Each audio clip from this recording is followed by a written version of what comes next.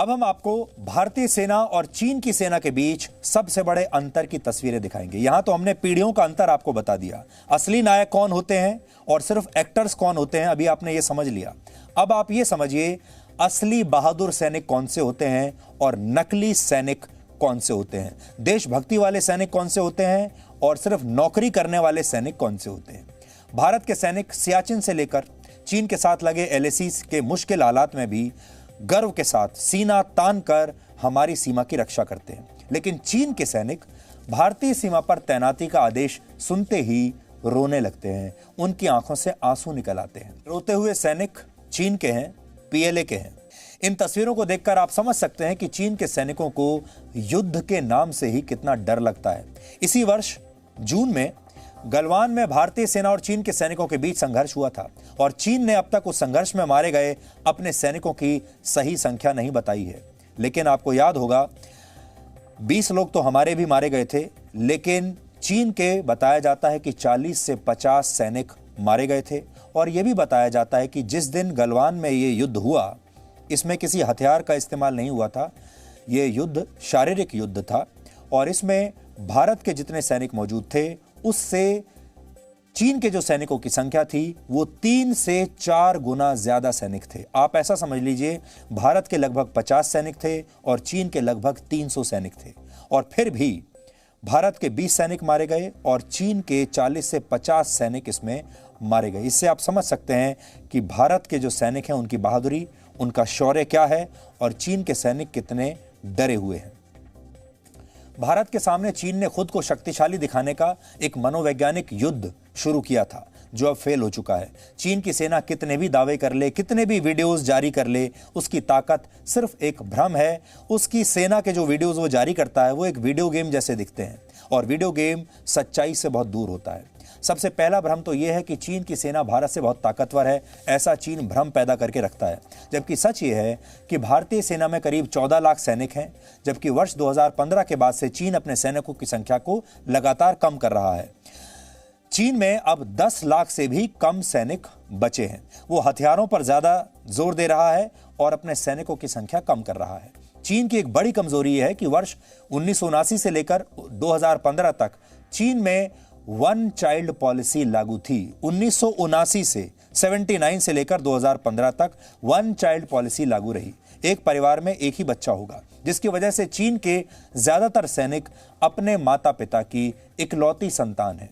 ऐसे में यह बहुत मुमकिन है कि युद्ध की स्थिति में चीन के सैनिक अपने देश से पहले अपने परिवार के बारे में सोचते हैं और वो अपने परिवार में इकलौती संतान होने के नाते उन्हें बहुत नाजों से पाला जाता है, सारी सुख सुविधाएं दी जाती हैं, उन्हें हर वक्त तीनों टाइम गर्म खाना चाहिए, उन्हें आरामदायक जीवन चाहिए। आपको याद होगा चीन ने थोड़े दिन पहले एक वीडियो जारी किया था जिसमें उसने ये बताया था कि हमारे सैनिकों को LAC लद्दाख में हम गर्मा गर्म खाना ड्रोन के जरिए डिलीवर कराते हैं और भारत के सैनिक ठंडा खाना खाते हैं, बासी खाना खाते हैं।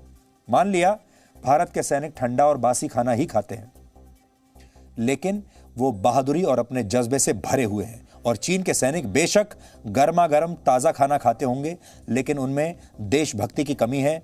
हर सैनिक चीन का ऐसा है जो सीमा से तुरंत वापस अपने घर लौटना चाहता है और अपनी उसी आरामदायक जिंदगी को जीना चाहता है जिसे छोड़कर वो यहाँ पर आए हैं।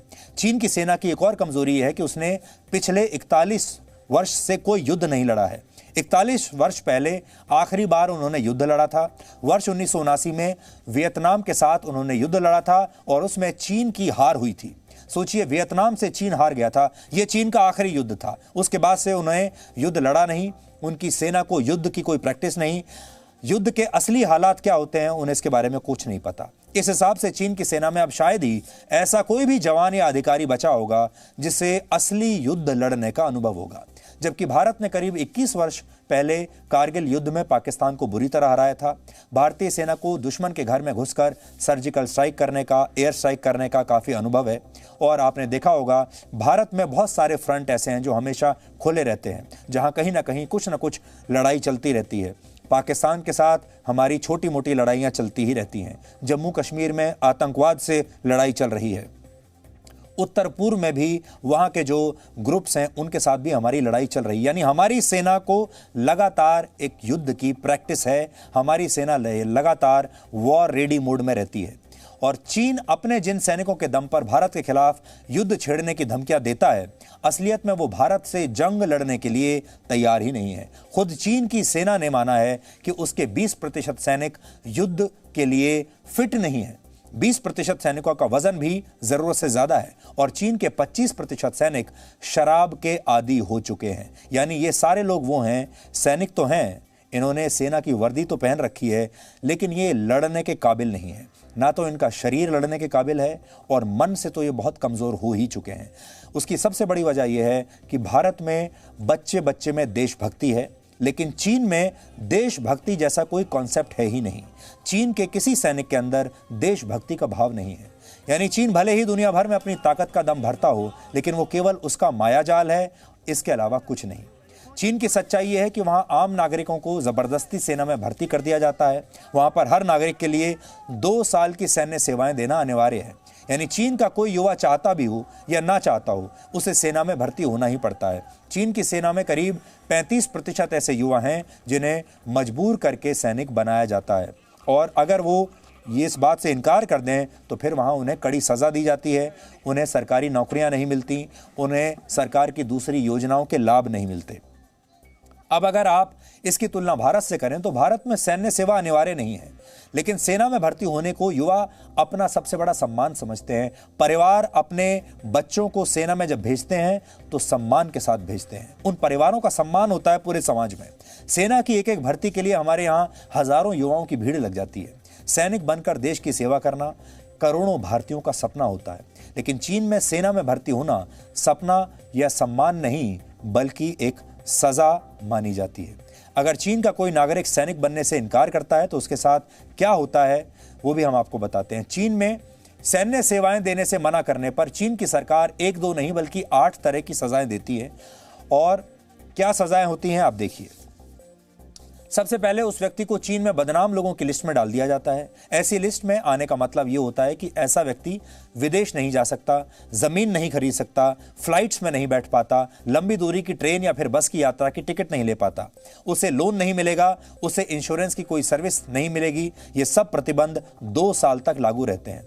पहली सजा में ही इतने सारे प्रतिबंध लगा दिए जाते हैं कि वो आदमी आगे जीवन में कुछ करने के काबिल नहीं बनता।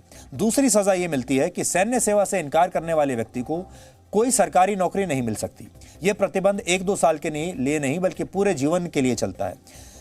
जीवन भर वो व्यक्ति किसी सरकारी कंपनी में पक्की नौकरी तो क्या टेम्परेरी तौर पर भी काम नहीं कर पाता। तीसरी सजा ये कि उस व्यक्ति को जीवन भर फिर कभी सेना में शामिल होने का दूसरा मौका नहीं मिलता।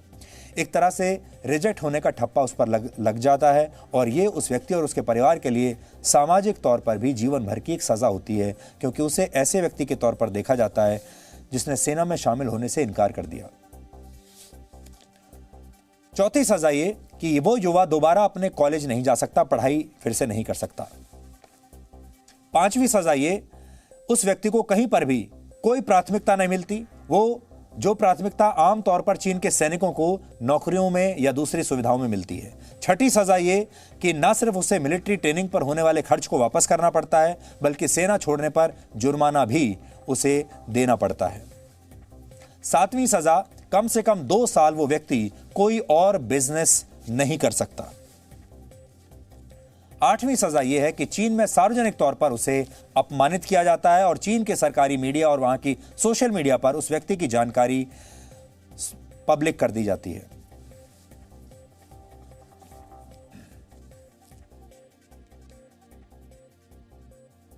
और नई खबर यह है कि चीन की एक वायरोलॉजिस्ट डॉक्टर ली मेंग यान ने कोरोना वायरस पर चीन के बारे में एक बहुत बड़ा खुलासा किया है।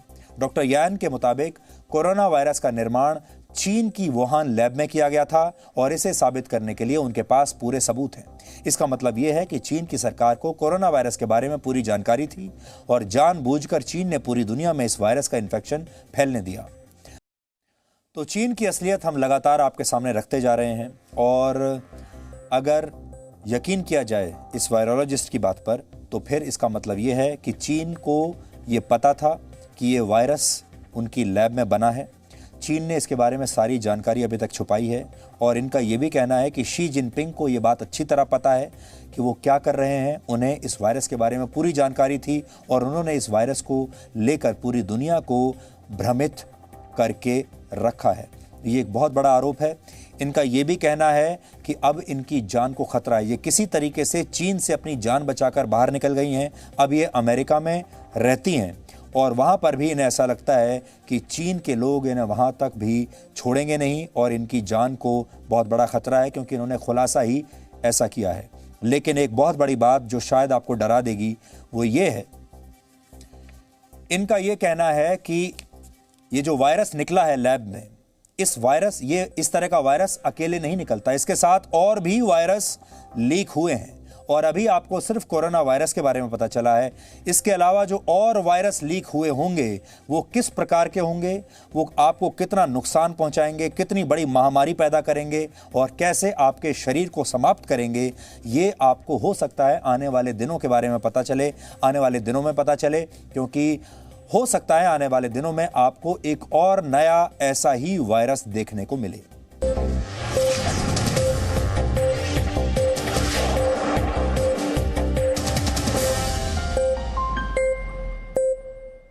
Presenting V News app, available on Google Play and App Store. Download it now.